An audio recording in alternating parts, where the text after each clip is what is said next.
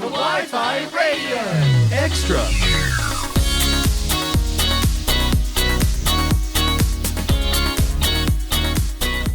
Konnichiwa and welcome. You tuned in to Kawaii-Fi Radio, the podcast we dive into the world of anime, manga, and all things otaku culture. I'm Kyle. With me is Kenny and Aaron. And it is an extra because it's actually Thursday that we're recording, and the episode was meant to go out yesterday, and I got called away for work on an emergency. And Aaron got married, and Kenny dealt with bad customers customers, clients. It wasn't bad, it was just many, yeah. Lots. So that's why we haven't had a chance to tell you about Dinosaurs, but that is still coming next episode. Dinosaur. Similar situation with Tifa. Lots of stuff came up, things are a little bit crazy, but we're still alive and we're still kicking, and we're doing a lot better than we were 6 months ago, that's for sure. Somehow, and we're feeling a little extra. Oh, yeah. Have we made that joke before? I feel like we must have. I mean, we must have, but I don't think we have, and how have we not made that joke before? Anyway, if you are new, hello and welcome.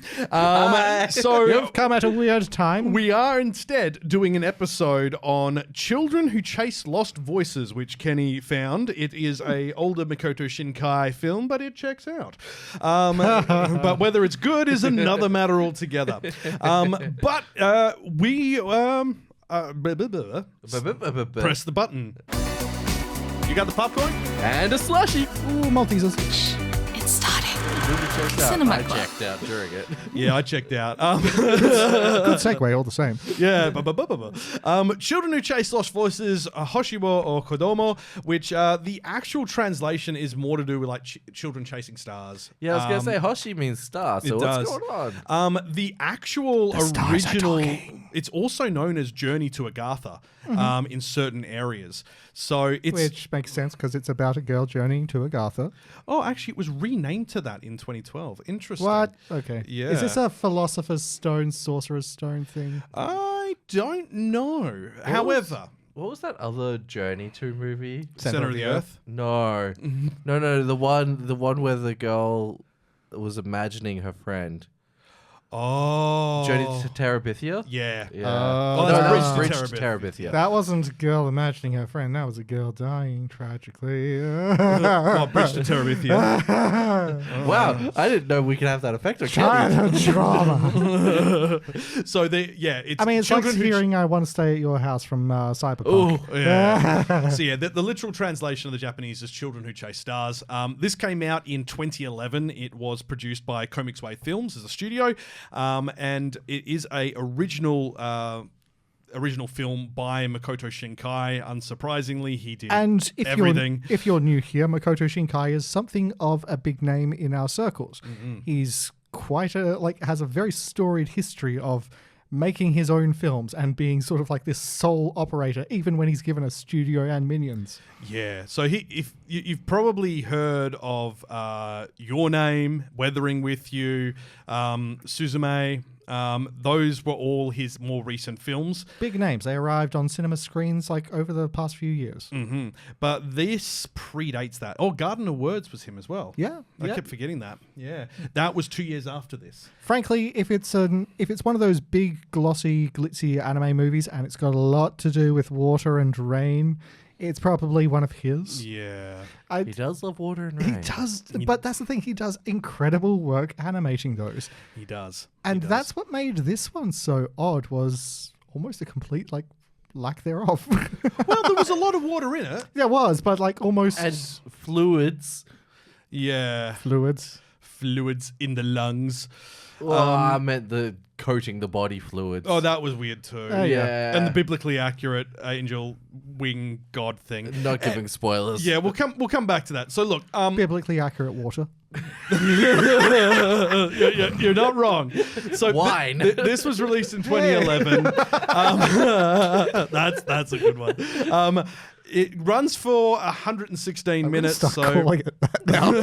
So just shy of 2 hours. Biblically accurate water is wine. Okay, that's pretty funny.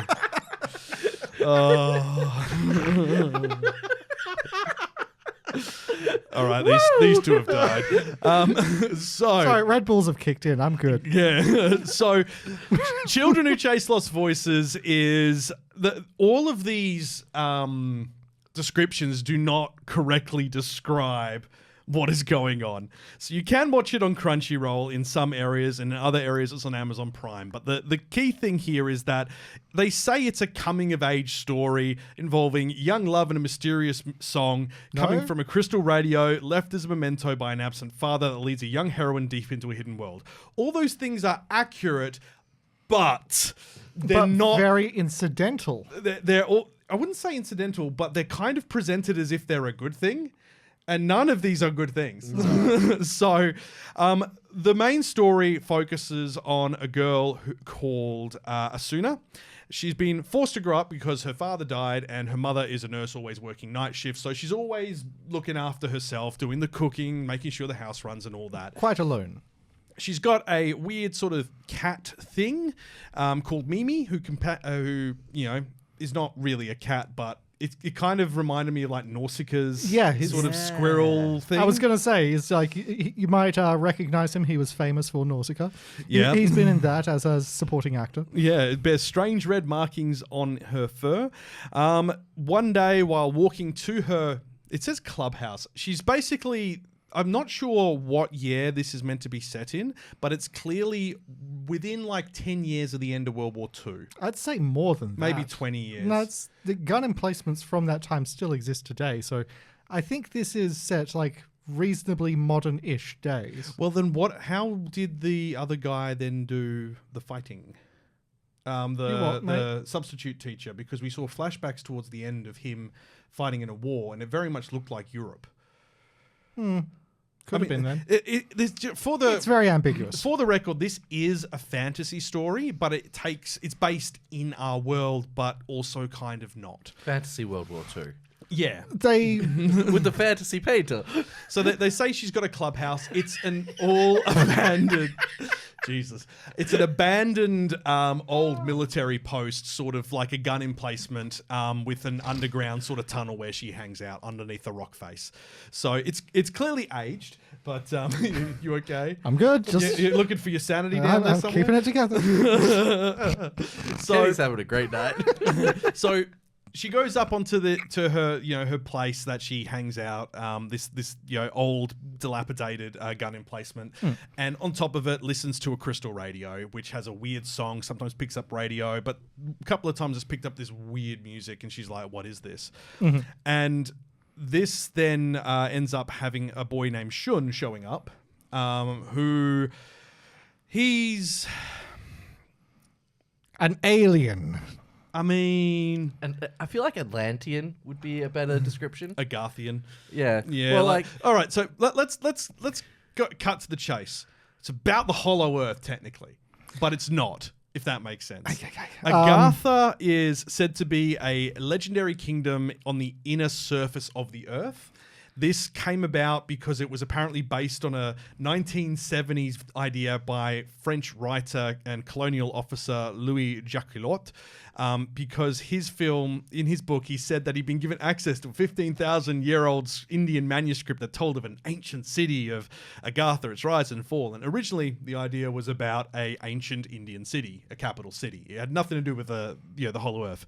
However, America and Europe got a hold of this idea, and they kind of then expanded on it to have this idea of it being on the inside of the inside of the planet. Yeah, it is to say that the Earth has a burning hot core, which is a sun for an entire internal inner planet, which runs along the inside of the shell, with gravity pointing sort of the other way to us on the outside. It's where the city of Shambhala is, for instance. Get out of here. That's...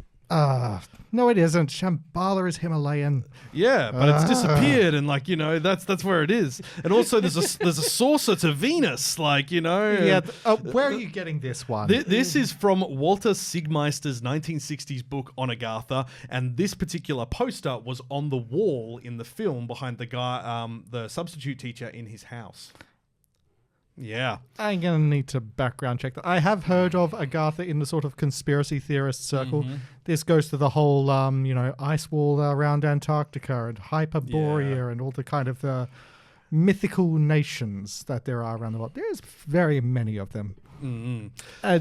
Agartha is always, it's a funky fantasy subject, but you get the weirdos who take it in a different direction and think it's a conspiracy and it's real. Yeah. Well, speaking of conspiracy countries, we are the actors. Oh, yes, Australia. Australia isn't Meanwhile, real. here in Australia, we are all paid actors. Yeah. I don't know how we're paid, and I would like my paycheck. Thank Australia me doesn't too. actually exist. Where do they think like the set for Australia is? Probably the same place they filmed The Moon, on location. It's Mexico, except we don't have the red filter on. That would do it. You wouldn't be able to tell without the filter. I don't know. No, it's like dry deserty.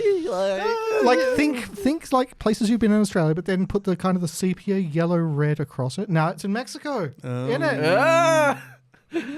That's why we love our old El Paso and our burritos. Hell yeah. I was going to say, not really, because it's more like California, but with that sepia filter applied because it's on fire. Oh, and California is yeah. where all the actors are. That makes And sense. California is also where we exported all the gum nuts to that now they have a That heap of exploded. eucalyptuses which explode.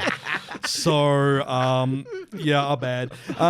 Look, it wasn't us. You guys Yeah, decided. the trees. You guys decided to transplant something from Australia, a hostile landscape, and plant it in your backyard. What in the crom's name did you think was going to happen? Yeah. it's like the South African sandbox tree where it drops the exploding Yeah, coat. it has grenades. Yeah. It is a tree covered in spikes which drops explosives. Which are spiky too, and that's how it, because it explodes, that's how it spreads its seeds. If It's it so had funny. legs, it would be a bloody against the Geneva Convention. But yeah, Kenny, we need to do science. Not allowed to do that anymore, not since the cactus incident. oh god. Turns out if you give cactus legs, that is a war crime. It just was a hug. No, then the Japanese get a hold of it and they say it's called a cactua. And Yeah, no. Anyway, so like going back to the topic at hand, Agartha and the Hollow Earth. So Agartha started off with that idea, and then it kind of, grew legs, and people kind of took it from being an ancient city to then kind of taking it in a different direction to be like its own, Hollow Earth sort of idea. And that kind of really stuck in like the 60s, the 1960s, which is where Walter Seigmeister's book was written. Again, all of these stories were popularized and kind of come up with as an idea and a response based on like the original, this ancient text, an Indian manuscript, giving you an idea of finding a location of an ancient city that started in the 1870s. ancient civilizations, ancient magic, ancient gods, the usual Conan stuff. Yeah, exactly. So, worth noting is that this is not a film really about that type of place. It is much more akin in aesthetic and look to, say, Spirited Away, where it's kind of the landscape is a little bit odd. There are unusual creatures. People still do exist there, but they're not the people you know. It's kind of Mayan Aztec-y kind of. Yeah, in some areas, and then in other areas it's kind of just dilapidated. But the story focuses on Asuna, her substitute teacher, Who turns out to be part of a secret society that's trying to get to Agarthan technology. Mr. Morisaki, and then Shun's brother. We won't explain how that came across. Who names their boys Shin and Shun? Well, Terrible parents, that's her. They have a half brother that's Shun. They don't like him. He is shunned. and then I can let you know it's the same voice actor for both. So there's a lot to like about this film, aesthetically, thematically, musically, and pacing-wise. It's got interesting ideas. But the script is god-awful. Oh, yeah. Oh, it's terrible. It feels like a rush job. And really yet does. also feels really long at the same time. Yeah. Get rid of the speaking tracks and dub it yourself. Trust me, whatever you make up, Ghost File style, will be better. So Should we? Are we doing riff tracks now? Look, we could set aside a weekend I mean, right? and like write some scripts. I get some biblically accurate water. The biblically accurate water helps with the writing. It does. So look, the overarching idea, the artwork, everything else is great, but it is left down by the way the script is handled. So like Asuna should be... every character is far too willing to go with the flow. Even the people who are clearly meant to be the antagonists, everyone's just kind of like, yeah, okay, Yeah, we're whatever. friends now. Yeah. Very acquiescent there. It's not very human. It Yeah. almost feels like they have to say yes to make the plot move forward. It's like It's a Marvel yes movie. and movie. Oh, Yeah. yes. So, like, it feels like Asuna in particular just basically gets dragged along with everything and just agrees to everything. Like, do you want to go through the doorway to Agartha? Yeah, why not? I've been pulled through. Oh, let's go. She's not so much a protagonist as she is luggage. Yeah, like, she's not even a vessel for narrative. She is just literally the stone being pulled along to introduce you to each Not area. even a reluctant heroine, just a, yeah, I guess she was there. Yeah, right? She was indeed present. Yeah. Like- It was certainly a film of time. When they established her initially as such an individual that was capable of looking after herself, and then they just dropped the ball. Yeah. They're like, look at how independent she is. She's cooking dinner. She's making breakfast. Yeah, yeah. She's looking after herself. She's got like, she's got great at school. She's very switched on. Yeah, okay, I guess I'll do this. There's a cute boy involved, I guess. Yeah. Oh, actually, hang on, teenage girls. I take back what I was saying. Yeah, but like the cute boy thing kind of only works for that initial segment. Like, That initial cute boy. Yeah, not it's just- the following cute boy. not the following cute boy. It's like you say, it's like she is like very, very capable, and then because the script requires her to not be, she no longer is. Yeah. She's Asuna. Yeah, from Sword Art Online. the name, the curse of the name. I mean, the thing is as well is like the only character who has true agency is Mr. Morisaki. So you go, the idea in this story, which is not in line with the rest of the Agartha mythos, is that Agartha is kind of the world of the dead. Like, that's the way that's been treated in this. It's similar to Hades. It's similar to, like, you know, there are gatekeepers that prevent access. You must know the way. There are only certain entry points, yada, yada, yada. That part was kind of interesting. Yeah, though. right? Like one of the gatekeepers to the entrance to Agartha is it's an ancient creature. Yeah, the ancient whale. It's an ancient unevolved whale that's sort of just been here for thousands of years, not evolving and undying. And it's just like, that's a cool idea. Are you going to explore that or do anything else like that again? Well, they did it No. twice because you had the Bear Guardian thing. I suppose, And but that was the introduction that wasn't to the so much. concept. Yeah, I guess. And then they had that, and it's like, okay, the Guardians are kind of losing their minds because of the world they're living in and pollution and blah, blah, blah, blah, blah. Oh no, what Kenny means is like creatures that are from frozen in time. Frozen in time. Oh, Yeah. yeah. The bear Like- thing that was just sort of like almost kind of a generic monster. It was Yeah. the bear thing that actually put me onto this movie. I saw the clip of her first encountering that thing on the bridge, and Shan Sure. That was Shun, yeah. Shan encountering it and sort of fighting it off. And I'm just like, is this a Ghibli movie? There's so much of this that looks like a Ghibli movie. isn't. Location does lean towards the Ghibli-esque. And it's just, Yeah. it put me in mind of the whole thing that was being said about Shinkai not long ago, like how he is, quote unquote, the next Miyazaki. And he simply isn't. No. He is the Makoto Shinkai. He is, He's yeah. the guy who does the stuff with the rain and the water. Yeah, and Ghibli does the food.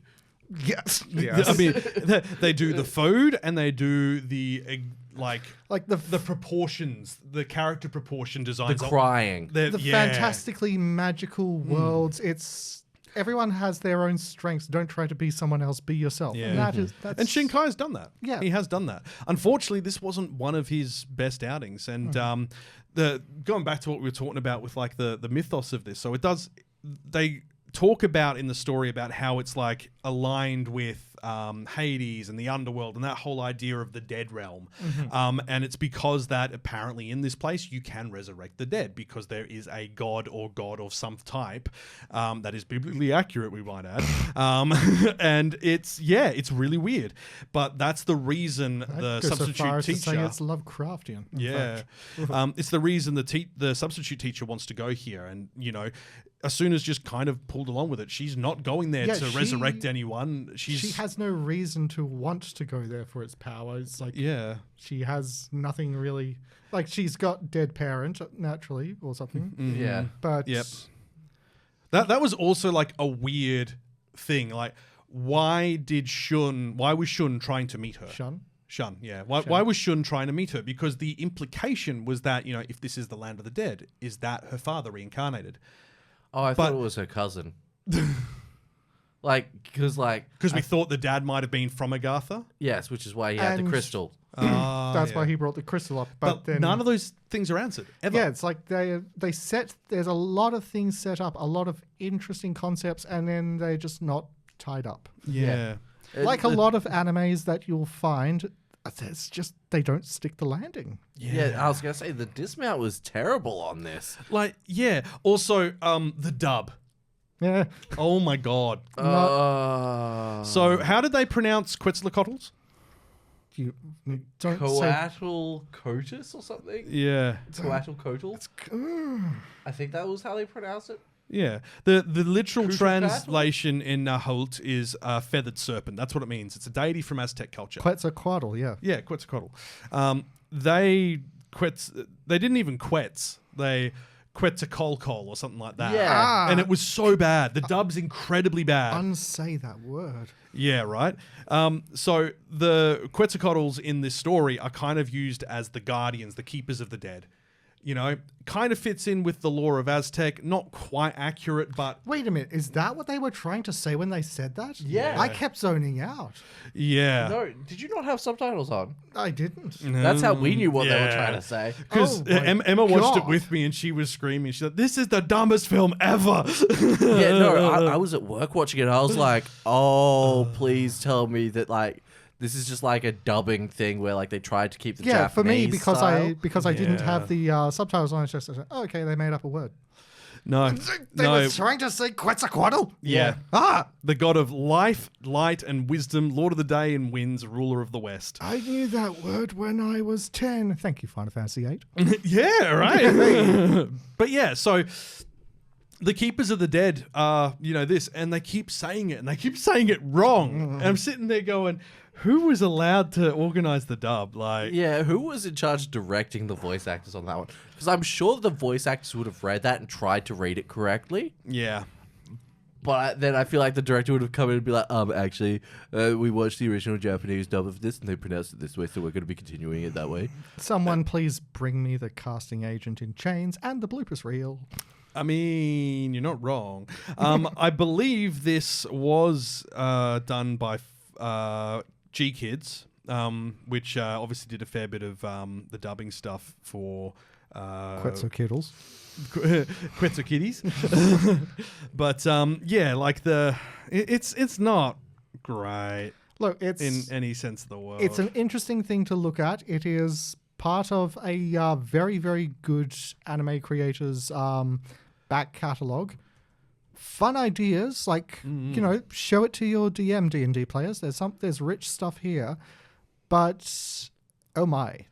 Yeah. Like this is probably someone's favorite movie, and I don't judge them. There was originally a Sentai Filmworks dub, and then a secondary dub created in Miami, Florida, at Centauro Communicaco.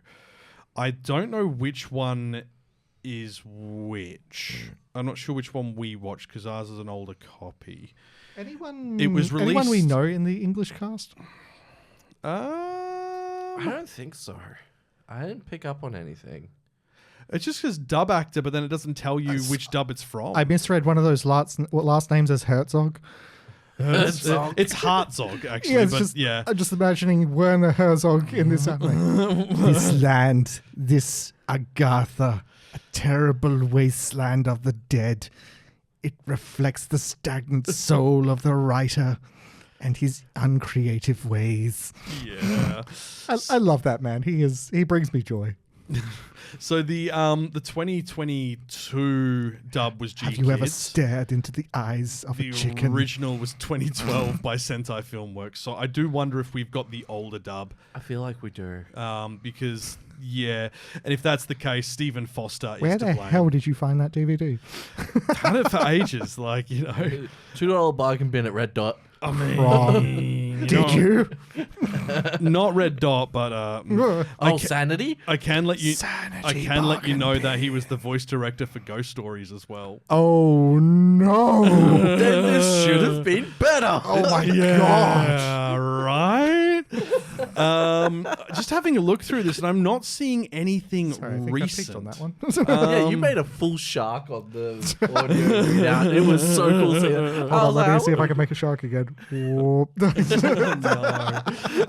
But yeah, I'm not actually seeing anything here that's recent. Like, all this stuff is quite old. So he did do Garden of Words, directing of that, Voices of a Distant Star, Space Pirate Captain Harlock, Steel Angel Kurumi. Oh man, that takes me back. Yeah, Wow. High Did School you of the watch Dead. Steel Angel Kurumi? It was Yeah. one of the few anime DVDs at my Civic Video. Same, right? My first email was kurumis_hot@hotmail.com. Oh, God. because of the final episode. Yeah. Le Chevalier d'Ion as well. He Hey. did the dub for that. I don't want to hear it now. Devil May Cry animated series, but I think that's Hey. the That's the original original, one. yeah. Which was actually kind of cool. Clanard, Kanan, Appleseed Ex Manica, 5 centimeters a second. So he's not a bad director. So I'm wondering what happened. Because, I mean, well, actually, no, we know what happened. The script isn't great to begin with. Let's be blunt here. Every like great anime director has kind of a disappointment. I think to balance this out, we should look at one of Miyazaki's disappointing movies later. Tales of Earthsea. Yeah. That's not, well, that's the wrong Miyazaki, though. It's Goro Miyazaki, his Oh, son. the other disappointment. Yeah, exactly. I said that in the chat and you were like, burn. Look, harsh, but yes. Okay, so the list of dubbing here is for the Seraphim dub, which was the dub done with Sentai Filmworks. Okay. So Hilary Haag is the main voice of Asuna, That and last name's familiar. David Matranga is Mr. Morisaki. Matranga is he's Birdholt in Attack on Titan, Shoto in My Hero Academia, Hideki Hinata in Angel Beats. Yeah, right. So he's got he was in Steel Angel Kurumi back in the day too. Oh, come on. We keep coming back to this. Are we going to have to do an episode on I that? think we might. Say that. God Serena and Adola Citizen and additional voices in Fairy Tale. Like, pretty much anything this other guy's done, he's been involved in. So, Hilary Haag yes. was in Steel Angel Kurumi. She was I'm sensing also... a trend here. She was Talisa Testarossa in Full Metal Panic. Oh, she was in D and Angel and Ghost Stories. Bubblegum Crisis 2040 as Nene. Wow, I know her very well because I grew up with 2040. This is a lot of the early dub stuff. So it looks like they're all part of the Texas crew, like the Texas voiceover Yeah. stuff. So I reckon these are the people who are also voice acting, because a lot of them did stuff with ADV, so they were probably doing stuff alongside Spike Spencer, Tiffany Grant, and the rest of the crew who were doing Neon Genesis. So yeah, pretty crazy. Yeah, these are like... Yep, still Talitha Testarossa and Full Metal Panic for Mofu. So yeah, What was Werner Herzog in? Oh, Egg, yeah. Man, that needs a proper adaptation. Yes. It really does. Man, this guy just hasn't stopped. Hillary hasn't stopped voice acting, and neither has David. Yeah. Like, they're still voice acting to this day as voiceover artists. What's So their most recent? I can't say for certain because there's so many here. Hero Without a Class Who Even Needs Skills, Bad Girl, My Instant Death Ability is Overpowered, Loner Life in Another World, Jellyfish Can't Swim in the Night, Chain Soldier, Dreaming Boy's a Realist, Dangers in My Heart, Hey. Insomniacs After School, Dark Gathering, Isekai Life, Demon Girl Next Door, Senryu Girl. So yeah, like, that's just Hillary. David's kind of in the similar thing. You have a look at his, and his are all, Lazarus, Night of the Living Cat, Gorilla's Go-To Girl. Hey. Zenshu, he was a soldier for one episode and died. So I mean, that's how Senshu works. he was Wolfwood in Trigun Stargaze. Hey. Oh, and sentenced to be a hero, he was Xylo, the main character. So there you go. So like these are like long-serving actors. These are lifers, yeah. Unfortunately, the direction on this was, I mean, the direction was bad, but the story was bad. It needed rewriting to be clearer and to provide an explanation for why the characters were behaving the way they were. It just needed a little more. It really overall. did, yeah. Now look, we're not saying it's an absolute don't watch film. It's a flawed. It's just a flawed. It's like a 5 out of 10. Like it's very middling. Yeah. It could have been really good, and I think depending if you watch it in Japanese, it might be easier to get past some of it because the dub I did notice was different from the subtitles I had on the screen. I'm trying to think how to say. It's like, it's not to say that I'm glad that I watched it. I feel like if we watched it at a younger age, this definitely would have been like a nostalgic favorite. But watching it as adults who have been exposed to so much media, it's kind of like... I can judge it harshly. Yeah. Like, okay, there is a bit I need to say at the end. I don't know if this is even spoilers or not. They get to a place where it is this big, enormous hole leading down to where like the final goal is. And they have to climb this sheer cliff face for a day and a night. Are you talking about the angle where it looks like it's just in the distance? No. Yeah. After they return from the crazy, biblically accurate nonsense that happens at the They end, could just walk back up. they just walk up There was a comfortable staircase ramp up to it. It's just like, we have to climb down. Or we could take those stairs over there. Like, okay, sure. It's part of the ritual. I don't know. It's just, I laughed and laughed and laughed at that. It's during the credits you see them walking up and then like walking up the ends staircase at and a stuff. weird spot as well. Right? Like I Like- said, the dismount's super terrible. A lot of it is predictable. Some of it wasn't. When I heard that it was going to be like, a new substitute teacher, I thought it was going to be an adventure with Shun. But obviously it's not. However, it's a whole, like, it did subvert some expectations, but then it just kind of gave up. Like, I will say, like, the Ark of God sort of thing, like, that whole sequence was really cool, but the way we got to it was just kind of a bit like, but why though? That's the thing.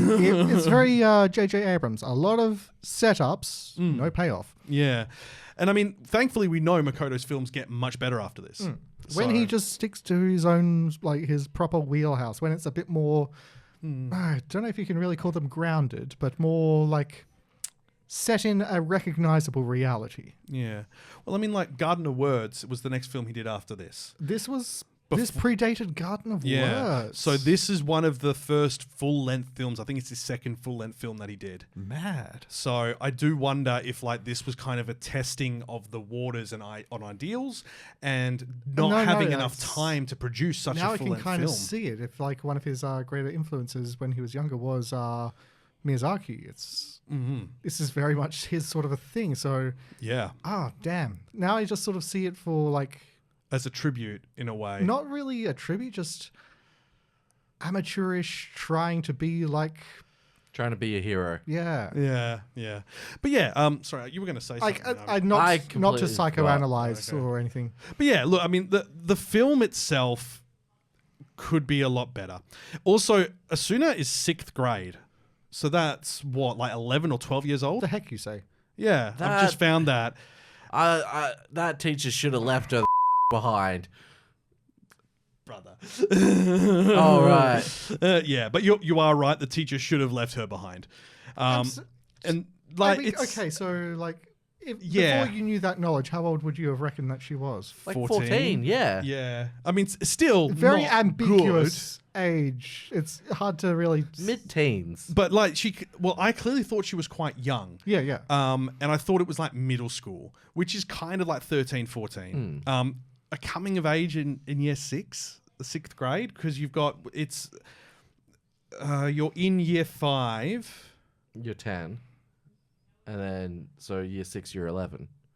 Yeah, because year 1, you're 5. Yeah. Yeah, at least here in Australia. And Japan's the same, I'm pretty sure. But yeah, so like 6th grade. So she's not even end of middle school.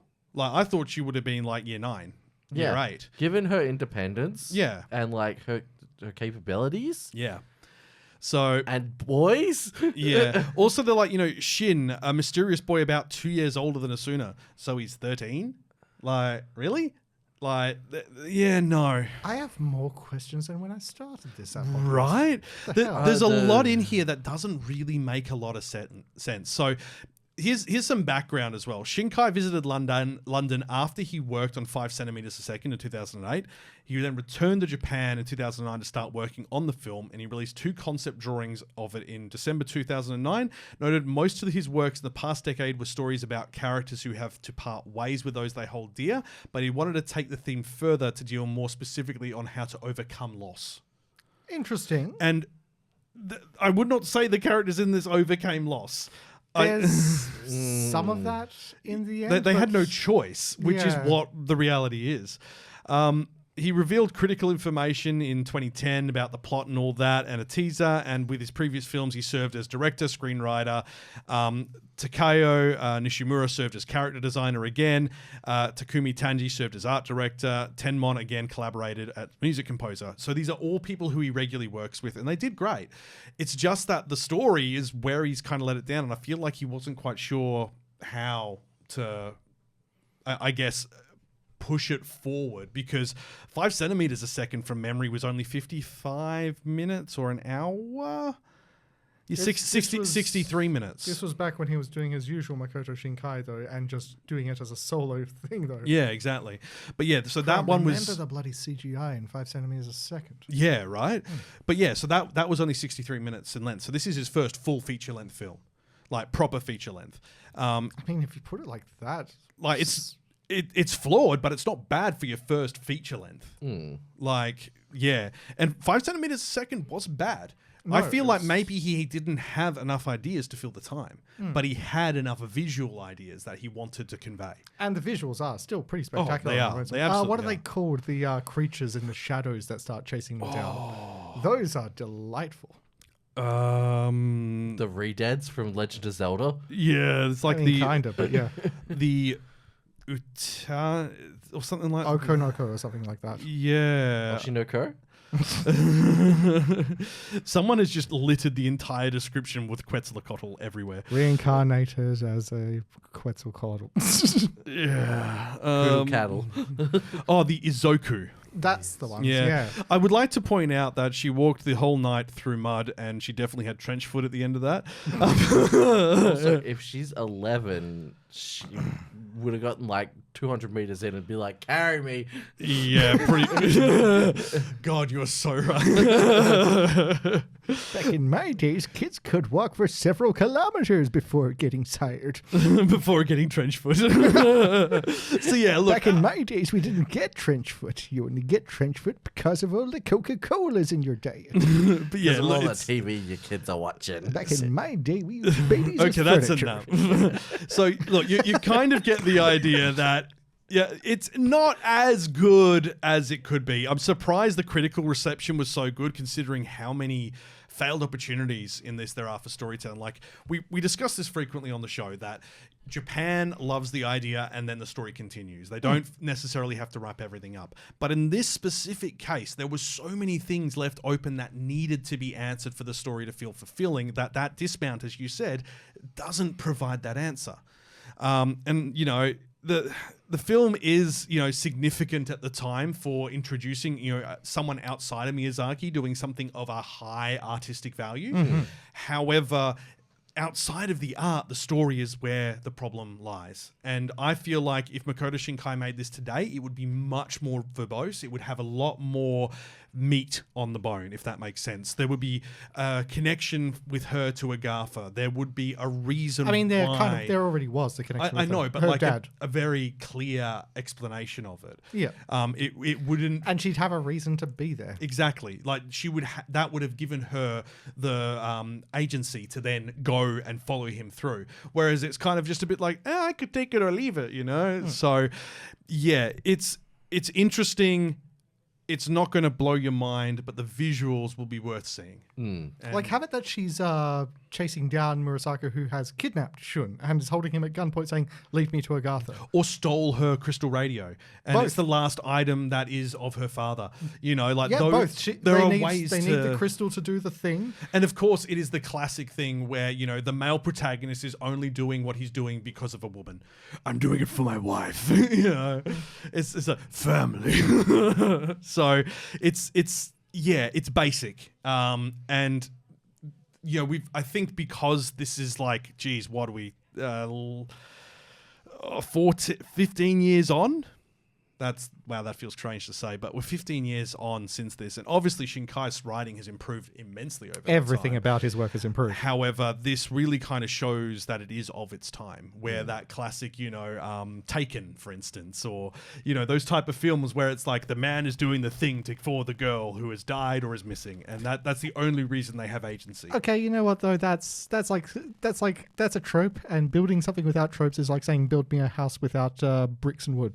It's like, it can be done, but I could just have a house. Yeah, but he could also be doing it because he wants eternal life.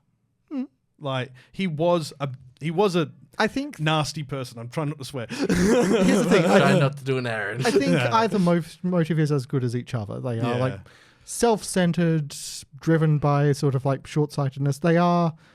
I don't disparage the motive. I think it is, you know, as good as it could be. Yeah.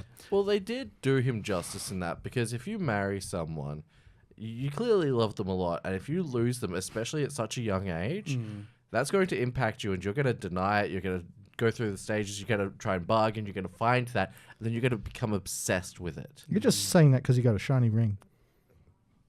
Yeah. How many times have you done that since getting it? First time, actually. Oh, really? Yeah. I'm not a Lord of the Rings fan. Remember, it's only been 4 days. Yeah. Also that. Yeah. But like you know, like this, I get where you're coming from, but it also kind of feels like the characters, as you mentioned in the chat, are very two-dimensional. Like, well, even one-dimensional. Like, it's 2D. They have one motive and that's it. They are sort of there to make the story happen, not characters that are part of the story making it happen. Yeah. I mean, it's like you said, it's flawed. Still kind of happy that I saw it. I'm happy I saw it. Emma's not. She hated Mostly it. because of the pronunciation. Not just the pronunciation. Oh. She just hated, like, it's like, why are they doing this? This doesn't have any reason to occur. Why did, you know, those guards suddenly back off the moment the guy came, even though they knew that was the guards when the old man comes to meet them at the village? That was the village chief. Yeah, but they knew that was his granddaughter. So wouldn't they have treated them with respect anyway? You know? Maybe they just hate kids. Wasn't she cursed? Or they believe she was cursed because they don't understand modern medicine. Yeah. And her not being able to speak or hear was like, oh, she's clearly possessed by a demon. Yeah. She's possessed by a Quetzalcoatl. Yeah. No, Quetzalcoatl. Hey, I made a shark again. Kawaii-Fi Radio.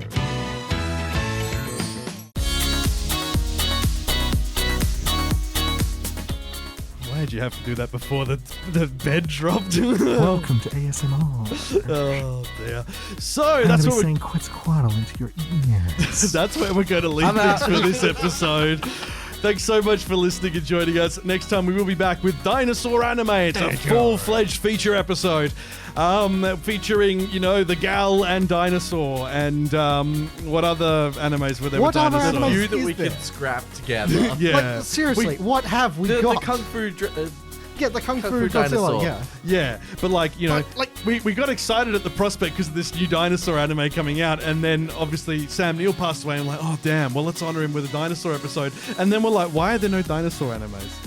It feels like there should be. It feels like it's just I like actually, Power Rangers type things. Well, and they're accessories, but there's no main plot dinosaurs. Like, you got Dinosaur King, which is like a game about dinosaurs. yeah. And then you've got like dinosaurs popping up, Power Rangers, Yu-Gi-Oh, everything else. Like, they pop up everywhere, but they're never quite the main thing. I actually found a series that was made with one of the Jurassic Park games called Muldoon Logs. Oh. It's sort of like found footage dinosaur horror. Huh.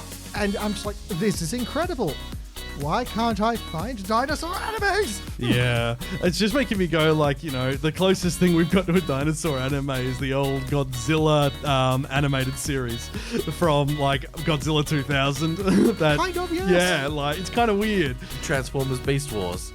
I mean, technically you're not wrong. Okay, so next week we're doing Transformers Beast Wars. Yeah. And why Dinobot was right. Oh, God. Dinobot was my favorite as a kid, not gonna lie. He was so cool and he talked like this. The sword tail.